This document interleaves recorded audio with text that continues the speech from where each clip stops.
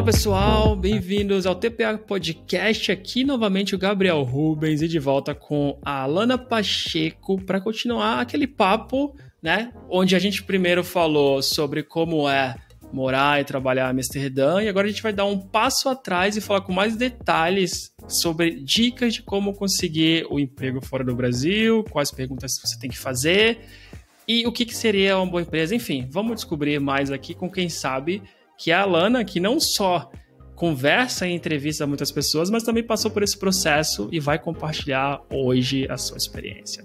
Bem-vinda de volta, Alana. Olá, feliz de estar de volta, de poder compartilhar um pouquinho mais sobre esse assunto que eu sei que é... Eu recebo muitas perguntas sobre isso no LinkedIn, e daí eu já falei pra todo mundo, gente, fica ligado, eu vou compartilhar lá no TPA, tá? Depois eu mando o link pra vocês. Excelente. Eu também recebo demais essa pergunta, só que eu não tenho essa visão, né? Eu sei o que eu faço e eu não sei se é a coisa certa também, então eu vou descobrir, vou fazendo umas perguntinhas e você vai me falar, não é isso, é essa linha mesmo. Porque aqui eu também aprendo, né? Não quero mudar de emprego agora, mas fica aqui pro futuro. Tá, então vamos lá. Pouco de contexto, da outra vez você falou que queria morar fora do Brasil... teve a experiência de ficar um tempo nos Estados Unidos e descobriu que não queria morar lá, o que é interessante porque teve um episódio com a Júlia, que também tem Amsterdã, e ela falou a mesma coisa. Depois de ficar nos Estados Unidos um tempo, eu descobri que eu não gostava daquela vida e acabei achando Amsterdã um lugar mais legal, né? Aí você estudou também fora e aí morou na Finlândia ou Suécia? Na Suécia. Na Suécia. Isso, eu sempre confundo os dois. Então, morou na Suécia, passou um tempo também em Bruxelas, né? Isso. Mas gostou mais e não se arrepende de estar em Amsterdã. Com certeza. É verdade. Eu até comento com os meus amigos, assim, que eu gosto muito... A localização é muito boa, então dá pra viajar muito, né? Estando em Amsterdã. E eu passei o final de semana em Paris, semana passada. E eu adoro viajar, mas, assim... eu consigo ver claramente que eu não seria feliz em Paris, sabe? Que Amsterdã é realmente o lugar onde eu quero estar, porque, assim, a questão de Amsterdã que me encanta é aquela sensação, aquela cidade grande com uma sensação de cidade pequena. E a mobilidade é muito boa, você consegue chegar nos lugares muito rápido, né? Dentro de Amsterdã, é difícil algum lugar que eu não consiga chegar dentro de 30 a máximo 40 minutos, mesmo que eu atravesse a cidade. Interessante. E é uma coisa que não acontece em Paris, por exemplo, né? Você, fácil, 1 hora de movendo dentro de Paris é nada, né? Sim. A gente acostuma, né? Até porque depois que a gente acostuma nessa cidade pequena, mais fácil, com boa mobilidade, é muito difícil, né? Eu fui para Madrid mais de uma vez, eu gosto muito de lá, mas eu tava com coisa na cabeça, falei, putz, do Airbnb que eu tava, pra todo lugar que eu ia, era 1 hora de metrô, o que é muito legal, o metrô tem bastante linhas, é bom, mas eu fiquei, caramba, tipo, aqui eu não preciso nem pegar transporte público normalmente, só quando eu vou pro meu escritório, porque é outra cidade, é 40 minutos, e já é uma tortura, eu fui a semana inteira, e foi muito, muito ruim pra mim, então, eu imagino o que você tá falando, né, com a vantagem que dá pra ir de bicicleta, né. Exato. Tirando hoje, que tá chovendo, como você falou. Tá chovendo. Tá. Vamos lá. Então, como se preparar? Tu pensou, né? Tu já tinha a tua experiência, né? Trabalhando com pessoas, entrevistando, buscando candidatos. Então, tu já tinha essa experiência e já sabia mais ou menos o que procurar, né? Então, como que você se preparou pra morar fora e quais coisas você pensou, né? E que a gente deveria sempre pensar também. Isso, então, eu acho que a primeira coisa que, quando as pessoas me pedem o que me levou, ou quando elas dizem que elas têm interesse em migrar, eu sempre pergunto por quê. Eu tinha até uma pessoa próxima da minha família que também estava considerando relocação, e eu também fiz exatamente essa mesma pergunta para ele. Por quê? Você precisa ter o seu porquê, né? Porque na hora do choque cultural, não vai ter ninguém para segurar a sua mão. E mesmo que tenha alguém para segurar a sua mão, se você migrar com um parceiro, por exemplo, vocês dois vão estar passando pelo mesmo momento. Então, vai ser a coisa... Vocês podem até segurar a mão do outro, mas assim, na realidade, vocês vão passar pela dificuldade igual. Então, eu acho que ter na cabeça o porquê dessa mudança, o porquê você vai se colocar nesse lugar, eu acho que é muito importante, e ter mais de uma motivação nessa estrutura, porque hoje, principalmente se você trabalha em tech, né? Você pode ganhar em euro ou em dólares. Eu abordo muita gente que está no Brasil hoje e ganha em dólares ou ganha em euros e não quer realocar. Então, se você quiser ficar no Brasil, você pode procurar um emprego no Brasil, um emprego fora que te permita trabalhar 100% remoto, e você trabalha no Brasil e ganha em moeda estrangeira. Tem essa opção também. Então, só dinheiro, eu acho que não vai conseguir te impulsionar da maneira mais forte, digamos assim, né? Porque se tem a opção de estar em casa, com todos os seus confortos, né? Que só quem migra sabe, que você não tem quando você migra, eu acho que só o dinheiro não... Eu sempre digo, na minha opinião e na minha experiência própria, só o dinheiro não vai fazer você conseguir lidar com as dificuldades e desafios que é migrar. Então, ter essa estrutura primeiro. Porque tem muita gente, as pessoas não comentam, mas tem muita gente que vem e volta, né? Tem muita gente que... a gente tá direto aqui com...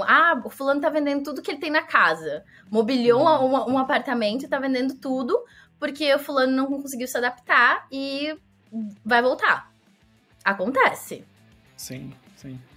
É interessante o que você falou, porque no meu caso, e não só o meu, mas de muitas pessoas, o salário até diminuiu quando eu vim para Portugal.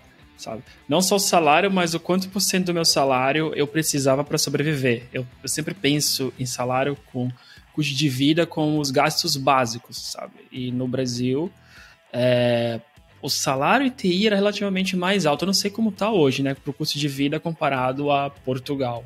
Sim. E para a empresa que eu vim. Então, quando as pessoas perguntavam, até falava, não tenta fazer esse cálculo direto, porque o cálculo direto, convertendo, o salário era parecido, mas o quanto por cento eu gasto para sobreviver, né, é bem maior do que era no Brasil. Então, se fosse só o dinheiro, talvez trabalho remoto, né, para alguma empresa de fora, até valeria mais do que o que eu estou fazendo. Exato. Na verdade, eu conheço algumas pessoas que também receberam proposta de Portugal e não foram porque era praticamente o que eles ganhavam no Brasil, ou a diferença era muito pouca para valer a pena essa mudança toda. E daí, de novo, né?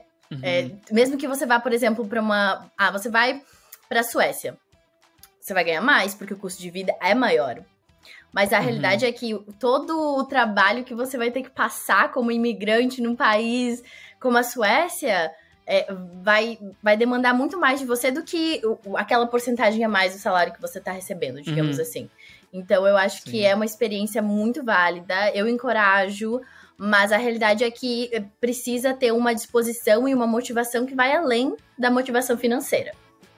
Sim, no meu caso, viajar. Eu acho que era mais fácil, eu queria viajar mais. E parecia, mesmo com salário, aí eu pesquisei sobre companhias aéreas, Airbnb, sabe? Então o meu lado era para esses. Aí eu fiquei pensando, será que vale a pena ou não? Achei que valeria e não me arrependo, assim, 4 anos e pouco, e realmente não me arrependo. Que bom. Sim. E qual que era o teu caso, por curiosidade? O meu caso era segurança. Segurança. Eu amo viajar, mas eu gosto de viajar. Às vezes eu viajo com amigos, mas às vezes eu viajo sozinha. E uma coisa que eu sentia muito no Brasil, eu não sou de São Paulo, né? Mas eu morei em São Paulo por um tempo por causa de trabalho, né? Nessa coisa de híbrido, algumas vezes no escritório. Eu não conseguia ficar em casa, no Sul. E daí eu morei em São Paulo um tempo e eu nunca me sentia segura. Eu sempre me sentia ansiosa. E essa coisa de ir pro escritório com um MacBook nas suas costas. Eu me sentia assim, ó... O estresse que eu passava para fazer aquela trajetória da minha casa até o escritório nesse modelo híbrido que eu tenho que carregar meu próprio computador, era sem noção, assim, os níveis de ansiedade. E nunca me aconteceu nada, mas aquela insegurança era muito grande, muito forte. E para mim, assim, essa é uma das coisas que eu tenho maior apreço de Amsterdã, é exatamente isso, essa segurança, que eu posso, se eu quero, eu posso voltar para casa 1h da manhã, sozinha, no transporte público, e eu não me sinto insegura, ou que eu vou ser assaltada, ou que alguma coisa vai acontecer comigo, e é um contexto muito diferente, né? Em São Paulo eu sempre ficava com receio, tinha que ficar compartilhando a localização com os amigos, mandar mensagem quando chega em casa, aquela coisa assim, né, tentando reduzir os riscos, mas na realidade ainda sofrendo né, todo esse estresse que porque tem o psicológico, né? A paz de espírito era menor. Então, tá bom, é interessante. E acho que esse é o maior, é o top do podcast. Quando eu pergunto para as pessoas, primeiro segurança. E acho que a segunda vem para viagens também. Claro que a segurança aumentou muito para mim, mas eu acho que eu tinha menos preocupação, assim, do que no teu caso, né? Eu não andava com computador, quer dizer, eu andava porque quando eu tinha que ir pro escritório, mas eu tentava evitar, né? Então apesar de não ser uma coisa que eu coloquei na frente, já era uma coisa que mudava um pouco como eu vivia no Brasil, né? Com certeza. Tá bom, interessante. E qual que seria a segunda coisa? A segunda coisa é viajar, com certeza. A localização é muito boa e você tira um final de semana, você tem uma experiência totalmente diferente, né? Eu fui pra França, fazia muito tempo que eu não praticava meu francês, comecei a falar francês com o pessoal, ver como é que tá terrivelmente enferrujado, mas é muito legal essa experiência de que eu, com 2 horas, eu tô na Bélgica e eu posso praticar francês como uma pessoa nativa da Bélgica, experiências que eu não viveria no Brasil com essa facilidade, né? Sim. Então, a primeira coisa é saber a motivação, certo? E também uma coisa parecida que a psicóloga Isabela falou também, que era entender a motivação. E ela acrescentou quais seriam as coisas importantes para você no Brasil. Para pensar também, para pesar, né? Tipo, será que vai valer a pena mesmo, né? Com certeza. Faz toda a diferença. E daí, eu acho que essa seria minha dica maior para se preparar, antes de começar os processos, né? E daí, claro, quando você entender sua motivação, aí você consegue entender para onde você quer aplicar. Eu quero aplicar...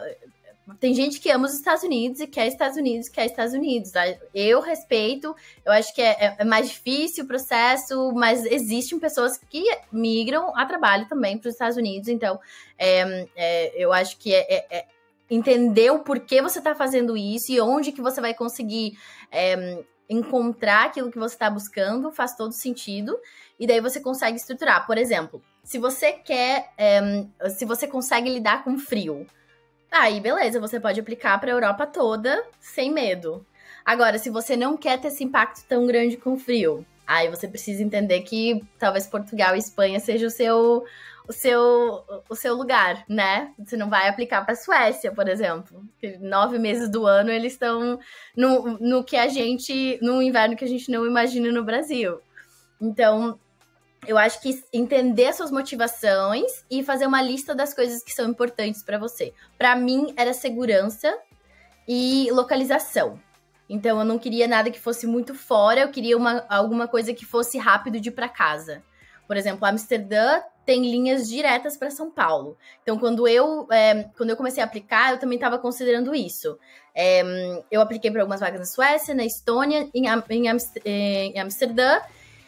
E eu acho que teve uma vaga que eu apliquei em Paris só. Em Paris. E daí, foi bem aleatório. Diferente. E daí, mas eu também tava pensando, quando eu comecei a avançar nos processos, eu comecei a fazer uma lista de lugares onde eu teria preferência a ir, né? Por exemplo, Amsterdã, porque tem voos diretos a São Paulo, é mais fácil de ir pra casa, se eu preciso ir pra casa. Paris tem voos diretos pra São Paulo também, mas, por exemplo, a Estônia não tem. Aí, se eu fosse pra Estônia, eu teria que fazer sempre um voo de conexão na Europa, pra daí fazer um voo direto pro Brasil, pra daí fazer um voo de conexão pro Sul. Então, pra mim, ia ficar uma trajetória muito maior, né? E daí foram coisas que eu levei em consideração na hora de priorizar os meus processos, digamos assim. Interessante. Boa. Eu considerei o clima no meu. Acho que a segunda foi... porque quando eu pensei, era sempre... Primeiro, era mais Espanha, Alemanha e Holanda, né? Então, pra mim, acho que era mais, qual que era o melhor clima. Eu não pensava muito em Portugal no começo. Mas quando eu fui priorizar, eu pensei no clima. Que não fosse muito frio, né? Tipo, eu nunca pensei na Suécia, o Finlândia da vida. Então, eu achei ok. Todos eles, talvez a Espanha vai ser o mais fácil, mas pelo custo de vida, parecia que a Holanda era a melhor opção. Né? Eu amo a Holanda. Amsterdã, especificamente. Eu percebi que todo mundo podcast sobre Amsterdã sempre fala, não, eu gosto muito do lugar. É difícil, eu não consigo... Às vezes eu fico pensando, o que eu não gosto de Amsterdã?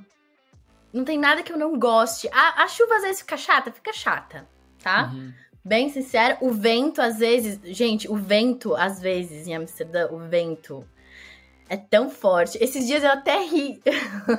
Tava um vento tão forte que eu tava voltando da academia de manhã cedo e tinha uma moça correndo. Só que a moça correndo tava indo na mesma velocidade que eu de bicicleta, porque eu tava com a bicicleta tentando contra o vento e ela contra o vento. E a gente tava na mesma velocidade, uma do lado da outra. Eu pensei, devia estar andando a esse ponto, né? Nem adianta mais pedalar. Continuação da academia, né? É isso. Mas eu gosto muito, assim. Eu acho que Amsterdã é muito acolhedor. É uma vibe, assim, pra quem migra é diferente. Tem muito.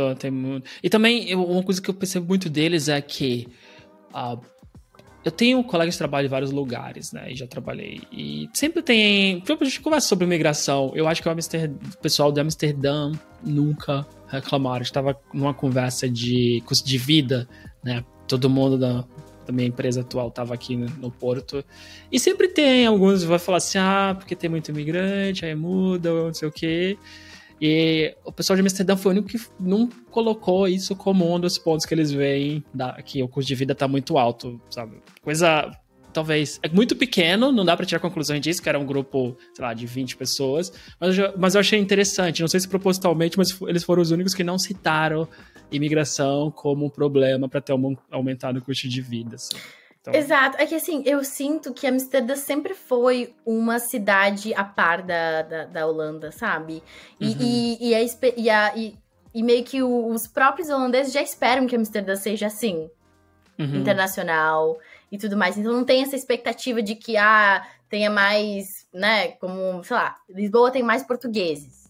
E daí quando tem pessoas de fora, eles, né, nossa, tá... Então, eu acho que já sempre teve essa expectativa de que Amsterdã é uma capital internacional e vai ter pessoas internacionais e não tem essa expectativa de que seja uma cidade bem holandesa e coisas assim.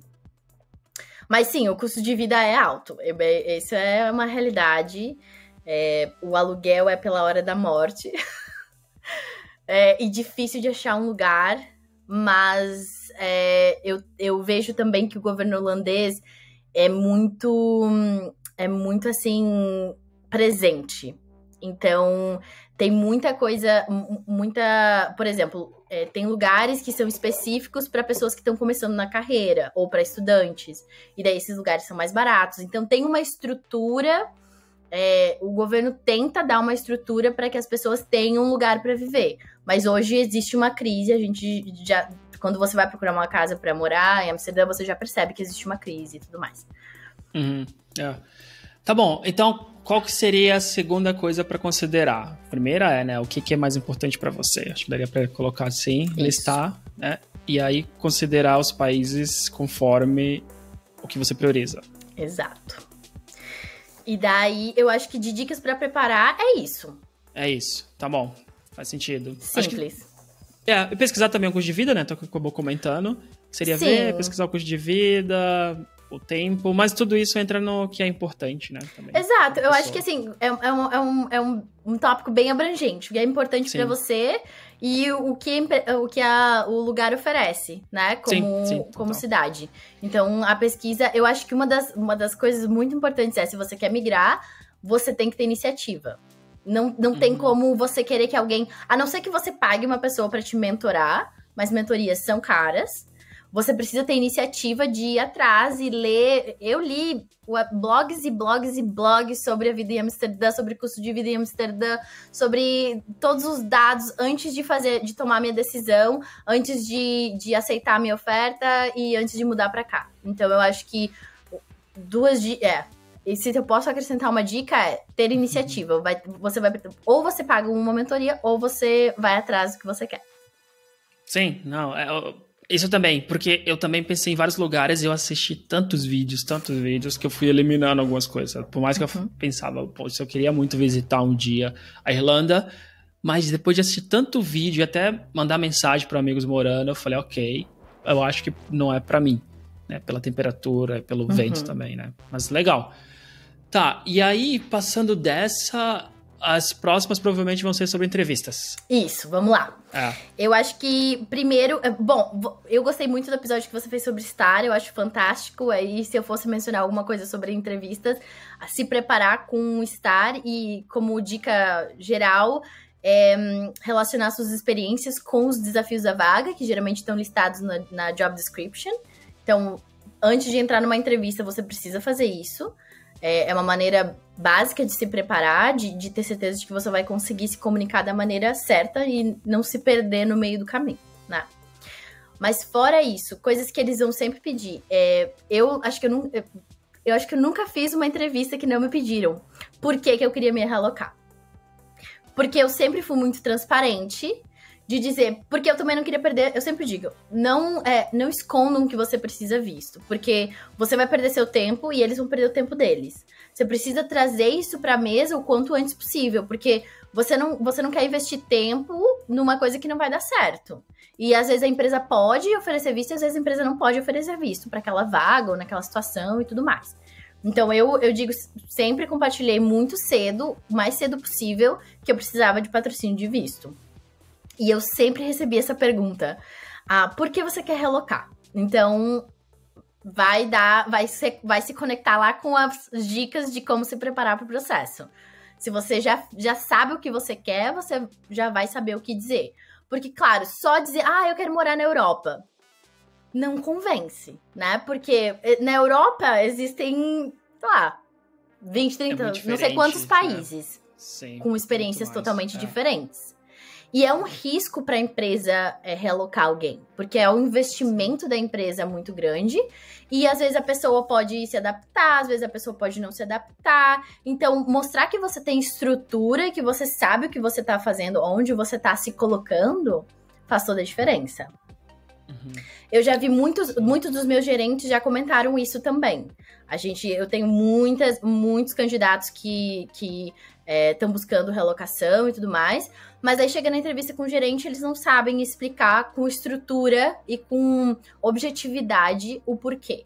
E daí os meus gerentes, no feedback, eu leio, né? O feedback dos gerentes é assim, quero mudar pra Europa, mas não sabe por quê.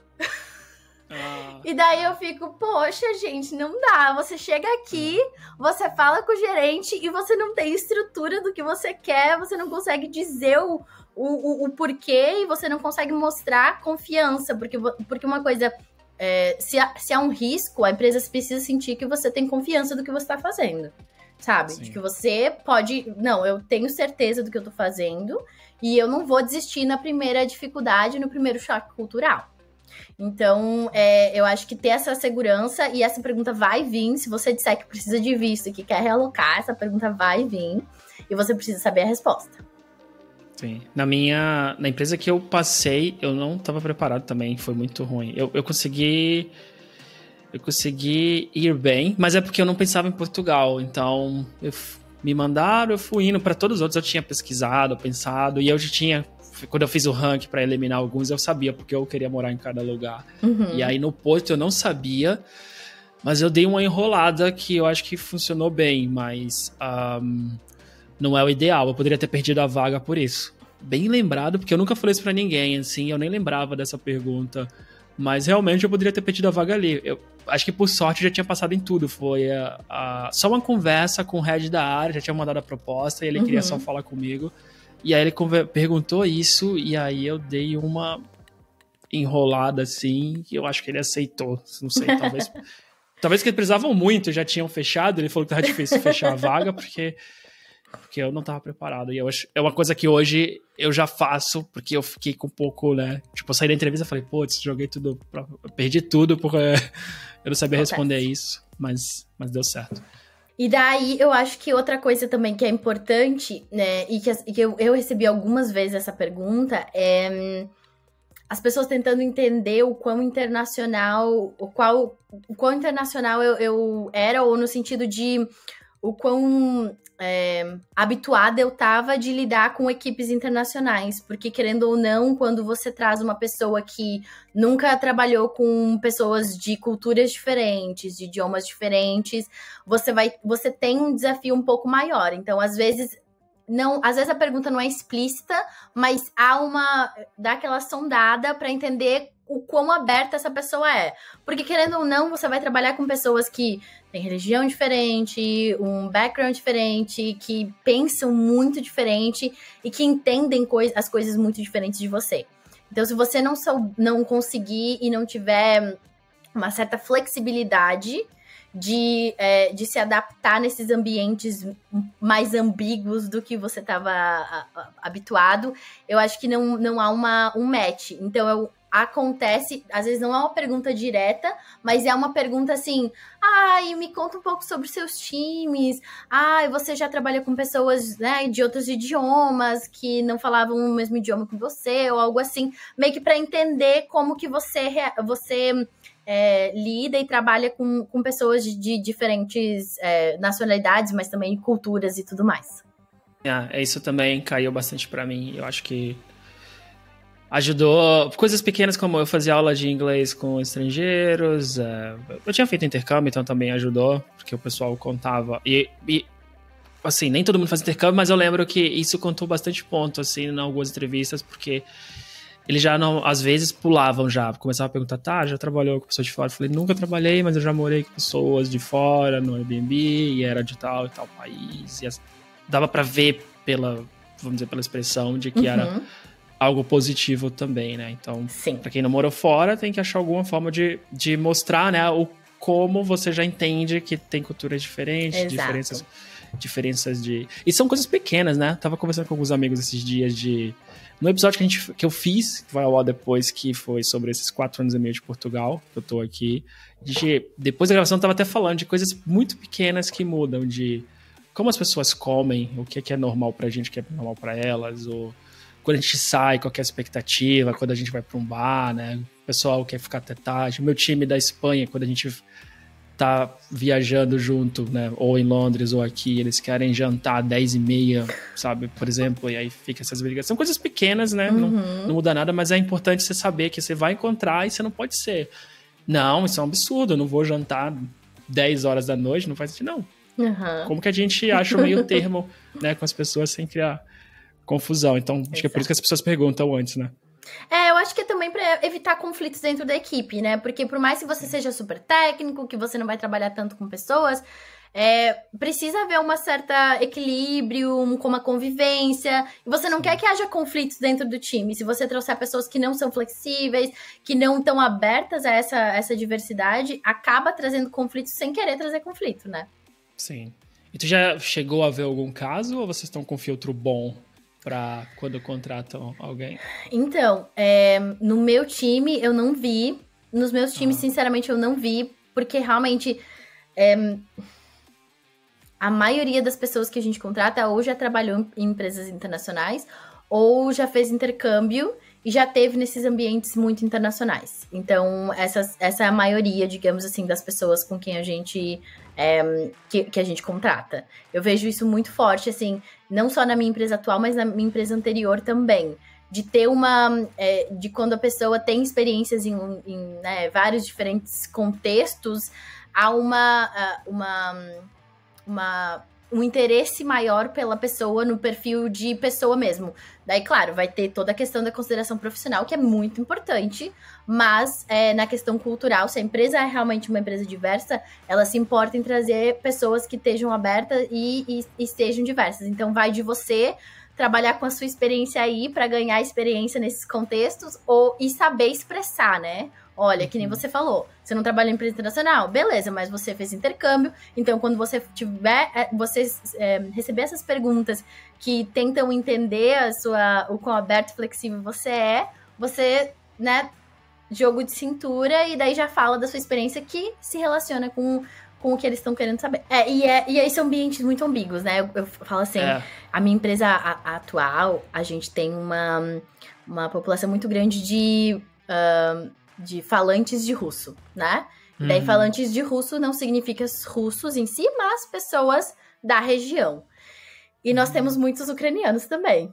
Então, você meio que anda em ovos, né? Quando você tem essas duas nacionalidades numa mesa só, você já sabe o que você vai evitar. E você já sabe... Porque você tem que saber andar nesses ambientes. Assim, acho que essa é um dos desafios de trabalhar numa empresa internacional. Você precisa saber geografia, tá? Você precisa saber geografia. Se você não souber geografia política, você vai cair numas enrascadas. Sim. Porque essa questão, né, do leste europeu, mas também a questão do Oriente Médio. Você vai ter nacionalidades que têm um certo conflito, que você precisa evitar certos comentários e tudo mais. Então, você precisa ter uma noção de geografia política para não cair em momentos difíceis, digamos assim. E daí, claro, você vai evitar certos assuntos que você sabe que, em muitos contextos, podem te trazer problema, principalmente no momento que você tá na empresa e tudo mais, né? Sim, bom você ter falado isso também, porque aconteceu 2 dias atrás. Tem 2 ucranianas, parte da equipe, e um dos caras do time, ele é relativamente novo, ele perguntou se a Ana era da Rússia. Eu falei, não.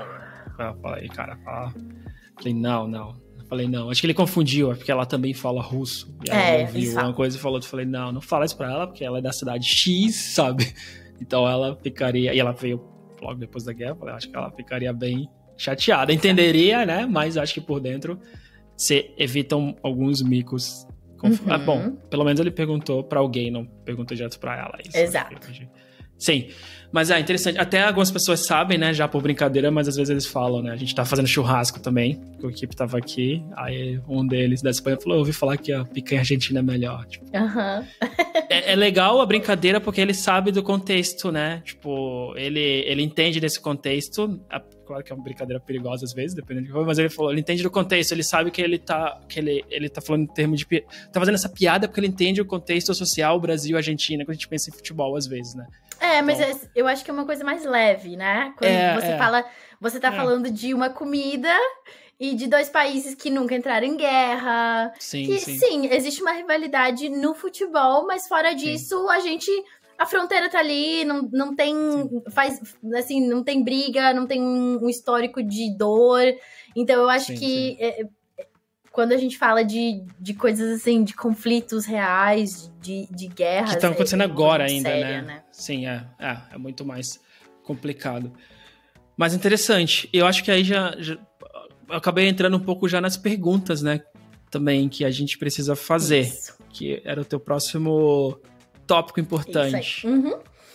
Então, a pergunta... Claro, vai depender do seu contexto, né? Por exemplo, eu gosto de empresas internacionais. Então, se eu entrevisto com uma empresa holandesa que me fala, não, a gente é internacional, mas nosso time é composto por majoritariamente holandeses, então você tem a oportunidade de praticar o idioma. Pra mim, é uma red flag. Porque eu não falo holandês. E daí eu vou cair num time que é majoritariamente holandês, que vai me dar a oportunidade de praticar holandês ou vai me excluir porque eu não falo holandês. Então, eu acho que no meu contexto é uma red flag. Mas, se você quer se mudar para um país específico e você quer realmente ser desafiado a esse ponto de precisar trabalhar 8 horas por dia, 40 horas por semana ou 32 horas por semana num contexto de um idioma que é o seu segundo, terceiro, quarto idioma, né? Vai de você. Eu pergunto como que é o time sempre e como o time é composto ou como que é a dinâmica do time, quantas pessoas você tem no time hoje. E daí, geralmente, principalmente aqui nas startups da Holanda, já há a gente tem uma pessoa de Portugal, a gente tem uma pessoa da Estônia, eles já falam das pessoas como mencionando a diversidade delas, tá? Geralmente, aqui, no contexto startups Amsterdã, geralmente é assim. Mas, se não mencionarem diversidade, você pergunta, quão diverso é o seu time? vai direto ao ponto. Se eles não mencionarem, você pergunta, quão diverso é o seu time? Porque é uma coisa importante. Se você tá vindo, se não tem nenhum brasileiro no time, ou, né? E você não sabe nem se tem brasileiro na empresa, você precisa ter certeza de que o ambiente é flexível e acolhedor o suficiente para receber uma pessoa de uma cultura totalmente diferente. Vale até pesquisar no LinkedIn, né? Eu também faço isso de olhar. Nem sempre todo mundo atualiza, mas eu pesquiso e quando tem brasileiras eu também mando uma mensagem para perguntar como que é a empresa. Só para ter uma confirmação de duas pessoas diferentes, né? O brasileiro acho que consegue dar pra gente uma visão melhor de como que foi para essa pessoa chegar lá. Verdade. Sim. E daí, fora isso, eu acho que eu também gosto de entender não só o meu time, mas com quem eu vou trabalhar, né? E daí, as mesmas perguntas relacionadas ao time é entender com quem você vai trabalhar. Quem são os principais stakeholders dessa vaga, né? E daí, entender de novo a diversidade deles, qual que é o contexto cultural deles. E você já pode pesquisar um pouco e entender as expectativas, né? Se você tem um stakeholder britânico, você sabe que ele vai esperar que você chegue nas reuniões no horário certo. Não é 2:01. É 2. Se é 2, é 2. Pode ser 1:59 ou 2. Mas 2:01 já é atrasada para ele. Então, eu acho que te ajuda a conhecer, fazer essas perguntas, entender com quem você vai trabalhar, te ajuda a entender e navegar esse ambiente de culturas diferentes e expectativas diferentes, né? Você sabe que algumas pessoas vão esperar mais assim, outras pessoas vão ser mais flexíveis, e isso é bacana de entender antes de entrar pro time, de se comprometer com a vaga. E eu gosto de fazer uma pergunta bem abrangente, que é como você define a cultura da empresa? E daí deixa a pessoa te dizer o que ela... Porque é uma pergunta que não direciona para lugar nenhum, né? Se eu te pergunto, como você define a cultura da sua empresa hoje? Você vem na cabeça, né? Tu não se prepara com scripts para falar isso. Exato. E daí, nesse momento, você consegue ter uma ideia do que é da empresa. Porque, geralmente, as pessoas não se preparam para responder essa pergunta. E daí, quando elas são confrontadas com ela, você vai ver várias diferentes respostas e abrir as coisas que eles mencionaram como mais importantes da cultura da empresa. Também é uma coisa legal de se considerar, sabe? Então, eu acho que é uma pergunta bem abrangente e bacana de se perguntar. Muito interessante, muito interessante. Porque uma coisa é o que tá no site, né? Outra coisa é na prática, o que as pessoas vão responder. E o que tu vê, assim, eu gosto sempre de perguntar nessa linha, que é de pessoas que você entrevista e que elas não perguntam e você fala assim, putz, ela deveria ter perguntado mais, assim... Talvez deixa eu refazer essa pergunta para ficar melhor, né? Quais são as mais práticas que você vê quando tá entrevistando pessoas de fora para ir para Holanda, e que para ti já é uma, tipo, red flag, que essa pessoa talvez não esteja preparada para mudar?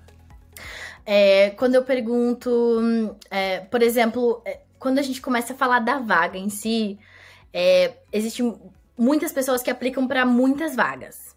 Muitas vagas. Sim. E daí acaba passando uma ideia de que ela não tem um foco. Ela não sabe onde que ela quer ir ou qual que é o foco dela profissional. E daí, quando você entra numa entrevista com essa pessoa, ela não consegue falar da experiência dela com um foco. Por exemplo, você vai ver que ela vai navegar entre muitas especialidades, mas não tem um objetivo. E eu sempre pergunto para os meus candidatos... Em geral, como você se vê, né? Qual que é o seu próximo passo profissionalmente, na sua carreira? Eu não pergunto 5 anos, porque eu acho ridículo essa coisa de tempo. Mas, em geral, assim, qual que seria o seu próximo passo? Que também é uma pergunta super aberta. E daí eu queria saber o que você está esperando no seu próximo movimento de carreira, o que você quer ver na sua próxima vaga ou no seu próximo role. E daí eu espero para ver o que a pessoa tem de expectativa para a próxima etapa, para ver se aquilo vai alinhar com a vaga e com o que a gente pode oferecer. Porque a realidade é que, assim, você também quer ser honesto durante o processo. Essa é a questão. Você não quer vender uma coisa que você não é. Porque se você vender uma coisa que você não é, quando você chegar lá, você não vai conseguir atender as expectativas e eles não vão conseguir atender as suas expectativas. Você precisa ser sincero. Mas, claro, você precisa saber o que você quer primeiro para conseguir chegar nessas conversas e ser sincero. Olha, é isso aqui que eu quero. Há um tempo atrás, quando eu estava transicionando de uma empresa para outra, fiz algumas entrevistas e daí eu sempre, né, digamos que a vaga era mais, não era exatamente onde eu estava focando, onde eu queria crescer. Então, uma pergunta que eu sempre fazia quais são as expectativas para essa vaga e o quão aberta você tá a acrescentar outras responsabilidades nessa vaga, né? Porque, por exemplo, se a vaga não é o que eu quero entender se a empresa tem flexibilidade para que eu cresça aonde eu quero crescer. Então, por isso que eu gosto de perguntar, isso é uma coisa que eu gosto de perguntar muito, para entender se a pessoa tem expectativas que a gente consegue atender, para que nenhum dos lados fique frustrado lá na frente. Já vi isso acontecer, já vi o processo de RH de uma empresa mudar por constantes feedbacks de pessoas de que a empresa falou que tinha isso e não é verdade. Não, mas a gente não falou que é assim. E eles falam, não, mas a política da empresa não é isso. Não, mas na entrevista falaram. Aí outra pessoa de novo. Sabe, pô, ninguém saiu por isso, mas pessoas ficaram incomodadas, e eu era um, inclusive, que também fiquei, que eu sabia, eu fiquei incomodado porque falaram, aí eu confirmei, como eu falo, sempre eu confirmo com algumas pessoas que trabalham na empresa, então mandar mensagem, sabe? E aí eu já sabia que não era, então não entrei com expectativa, mas eu tinha dado esse feedback, falei, tipo, essa informação foi essa, mas não é o que acontece. E o processo mudou, e você mudar de país, né, pode ser algo perigoso, se é algo que a pessoa valoriza e você promete. Então, acho que por isso que é importante o candidato também sempre perguntar, né? Com certeza. E se eles não perguntarem, você fala, sabe? Olha, eu tô esperando, eu tô procurando realmente um lugar assim, assim, assim, assado. Porque eu sempre digo para todos os meus candidatos, o processo é um processo seletivo, você quer trazer a sua melhor versão para a empresa e tudo mais, você quer, mas você não quer vender uma coisa que você não é. Porque são 40 horas da semana que você vai estar lá. Você não vai conseguir manter uma pessoa que você não é, entregar uma coisa que não é você, 40 horas na semana. Então, vamos ser honesto aqui, você quer isso, isso e isso. Tá, a gente consegue oferecer só 2 dessas coisas. E daí aqui a gente já tá alinhado. Se faz sentido pra você, a gente move. Se não faz, a gente não prossegue agora. Ficamos em contato. E lá na frente... Porque eu gosto muito de dizer pros candidatos. Às vezes as pessoas ficam frustradas. Ah, porque eu não consegui avançar. Porque eu não sou bom o suficiente. E eu sempre digo, gente, tem... As experiências... A maioria das pessoas que eu vejo, né, nessa coisa de frustração e tudo mais, não é que você não tem experiência relevante, não é que você não seja bom o suficiente, é que nesse momento a vaga e a necessidade do time é para uma pessoa que tem uma personalidade e uma experiência diferente da sua. É simplesmente que ela não é a sua vaga, não é que você não é bom o suficiente. A sua vaga, quando for a sua vaga, você é bom o suficiente para sua vaga, entendeu? Então precisa ter essa flexibilidade. As pessoas acham que só porque e títulos te enganam muito, às vezes. Por isso que é importante você ler a job description, entender o negócio da empresa e daí ter essa conversa bem transparente com o recrutador para ter certeza de que aquilo lá faz sentido para você profissionalmente também. A descrição da vaga muitas vezes não refletem, porque às vezes eles copiam, né, e colam. E aprendendo isso, porque eu já fui passando em algumas, depois na parte técnica eu via que não era bem, porque o time, às vezes tem entrevista com o time, né?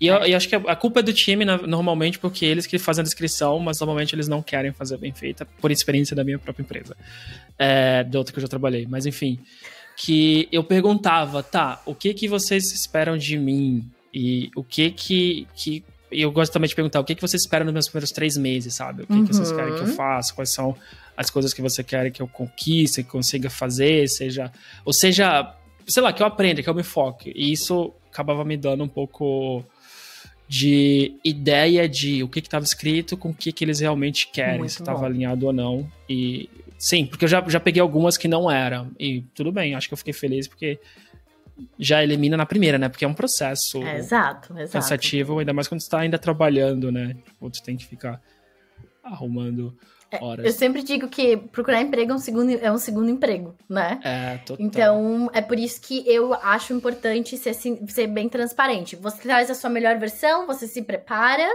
mas você é transparente com suas expectativas também. E pergunta, ótimo ponto. Pergunta as expectativas deles também, pra entender se você consegue atender, pra ver se vale a pena investir seu tempo e, né, esforço nisso. Sim. Mas eu achei bem interessante que muitas das coisas que tu falou tá baseado em perguntas, né? Tipo, de primeiro entender o que você quer, porque aí depois você precisa entender o que você quer, porque a pergunta vai fazer mais sentido, e depois perguntar. A empresa que eu passei, a primeira que eu vim para Portugal, quando eu entrei, foram várias entrevistas. Teve 2 entrevistas mais técnicas com o time, né? E uma delas, quando eu comecei a trabalhar, tinha uma pessoa que estava saindo e ela queria conversar comigo, né? Ela falou que uma das coisas que ela me aprovou foi a quantidade de perguntas que eu fiz. Isso na parte técnica. E ela falou, tipo, foi uma mulher que toda vez que eles perguntavam alguma coisa ambígua, eu tava perguntando de volta e pedindo no contexto. E eu falei, eu não entendi a pergunta, sabe? E ela falou, aquilo eu achei bem legal, tipo, na época ela falou assim, foi pra mim um sinônimo de maturidade, tu não tava apavorado pra responder, não ficou com medo de falar, eu não entendi a pergunta, não sei o que é. E também eu só fiz isso porque eu já tinha entrado em vagas que eu não tinha gostado no passado, sabe? Exato. Então eu tinha medo, porque eu saí de uma empresa que eu gostava, fui pra outra e foi uma situação bem ruim, que eu fiquei, caramba, tô agora numa empresa que eu vou ter que sair de novo porque eu não tô adequado, não vou pedir pra voltar pra anterior. Até poderia, Exato. mas eu não queria, sabe? Então, Boa, essa é a questão. Eu acho que quando você tem maturidade no que você faz, você não tem medo de perguntar e você precisa de clareza. Quando você tem maturidade, você entende que você precisa de clareza para conseguir tomar uma decisão. E para ter clareza, você precisa entender o que as pessoas querem, quais são as expectativas, qual é a estrutura do time, quais são os projetos que eles estão trabalhando, e você precisa perguntar. Então, ter essa estrutura de perguntar, de tentar entender melhor, mostra que a pessoa está mais preparada. Eu acho que essa é a questão sobre perguntas. Quando você sabe, você tem um objetivo e você faz perguntas, mostra que você está estruturado, que você sabe o que você está fazendo e que você tem maturidade para tomar esse passo. Sim. E, ao mesmo tempo, vou acrescentar mais um, eu vou falando, eu vou lembrando de muita coisa, é que tem empresa que não vai deixar você perguntar. Então, eu já passei por uma que as pessoas não gostaram das perguntas, sabe? Eu vi que eles estavam incomodados. Sim, eu quero fazer um episódio sobre isso um dia, mas como é um pouco recente. Chocada. Sim, eles ficaram... A resposta estava sendo até, às vezes, meio agressiva, assim. Tipo, não, você não consegue responder, sabe? E aí, foi estranho. Mas pra mim, eu acho que foi legal. Por mais que eu fiquei... Nossa, foi uma hora horrível pra mim. Eu fiquei, caramba, o que eu tô fazendo aqui? Foi uma hora de entrevista, sim. A certo ponto eu só queria que acabasse. Mas, pra mim, eu entendi. Eu falei, não são essas pessoas que eu quero trabalhar com. Eu quero fazer um episódio inteiro só sobre isso, sobre como funcionou. Eu só não fiz ainda porque tem um amigo meu que trabalha lá. Eu fico com... Sabe? Mas, enfim. Foi uma forma também de eliminar uma empresa que eu falei, pô, então não é esse o tipo de contexto ou de cultura que eu quero estar 8 horas por dia trabalhando, né? Exato. Eu acho que a última coisa que eu mencionaria é que vai ter case. Independentemente de qual posição você vai aplicar. Principalmente na Holanda eu vi muito disso, que não é uma surpresa para quem trabalha em tech, eu diria, porque em tech é um hábito muito grande, mas para as pessoas que trabalham em outras áreas, que conseguirem entrar num processo internacional, se preparem, porque provavelmente vai ter um case, porque é muito comum deles terem esse assignment, esse case para você trabalhar, trazer uma solução e mostrar suas habilidades antes deles te contratarem. Case seria de eu me preparar para saber explicar coisas que eu fiz, ou eles vão me dar um desafio? Geralmente é tipo um assignment, né? Um contexto, umas questões, você vai trazer soluções, ou uma estrutura porque o time tá buscando de respostas, digamos assim. É muito comum, foi um choque. Pra mim é normal, na área tech é muito normal, no Brasil também tem, né? Que é aquela parte que eles te mandam um desafio, um teste pra fazer em casa, depois você vem, você fala da sua resolução com o time e tudo mais. Mas para algumas outras áreas não é tão comum. Por exemplo, a minha amiga fez um processo de logística e ela também teve isso e ela ficou super surpresa porque não é uma coisa comum, né? Você imagina que no Brasil, numa outra área de administrativo, não é uma coisa tão comum que aconteça, mas acontece. E daí é geralmente um contexto com perguntas relacionadas ao contexto para entender como você resolveria ou como você agiria naquele contexto, com aqueles dados e com aquela situação. Sim, verdade. Pra mim é o normal, acho que sempre tem. Até agora não como desenvolvedor, mas como eu trabalho na parte de gestão. Mesmo assim, a maioria das vezes tem alguma coisa, às vezes por escrito, às vezes preparar uma apresentação para falar como eu resolveria aquele problema. Então, é verdade. Eu achei que era só comum para todo mundo. Às vezes eu fico muito na minha bolha de TI, né? E eu esqueço que para outras áreas, né, funciona um pouquinho diferente. Então, pensar no que a gente gosta, né? No que é importante pra gente. Eliminar por essas perguntas quais países a gente não iria. Fazer perguntas para entender o contexto. E pensar nos cases, se preparar, né? E eu acho que entra muito uma coisa que já foi falado em outros episódios, que é tentar anotar coisas que você fez, tanto positiva e negativa, porque no futuro a gente sempre precisa, nessas horas, de conseguir dar um pouco mais de contexto, né? Mostrar um pouco de experiência quando for responder esses assessments ou cases, né? Sim, com certeza. É isso aí. Alana, muito obrigado novamente. Acho que é um episódio que ajuda muitas pessoas. A maioria dos episódios é muito da experiência das pessoas lá fora, ou como que foi passar pelo processo. E agora a gente tem alguém que está entrevistando, buscando candidato, tem muita experiência sobre isso, falando quais são as coisas que a gente tem que considerar. Então, muito obrigado, me ajuda muito. Eu aprendo novamente aqui como eu vou funcionar nas próximas. E antes de fechar, palavra final, tiver vagas que tu queira anunciar, e todos os links vão ficar aqui na descrição. Isso. Então, meu LinkedIn é Alana Pacheco. Eu trabalho no Bank, que é um banco online, e a gente tá com várias vagas do time de produto, e muitas delas patrocinam visto. E então, assim, se você tá procurando uma vaga, se você tem interesse em se relocar para Amsterdã, me adiciona lá, dá uma olhadinha nas nossas vagas e vamos conversar. Perfeito! Vou deixar também no link na descrição o outro episódio que a Alana fala muito mais de Amsterdã, então você ouve o contexto, ouve esse para saber, né, como se preparar para as entrevistas, e espero que tu consiga preencher logo essas vagas, porque pessoas de produto são bem difíceis, né? São bem difíceis de achar mesmo. Então, boa sorte, Alana. Aproveita o dia, aproveita o museu e até a próxima. Tchau, tchau. Obrigada. Tchau, tchau.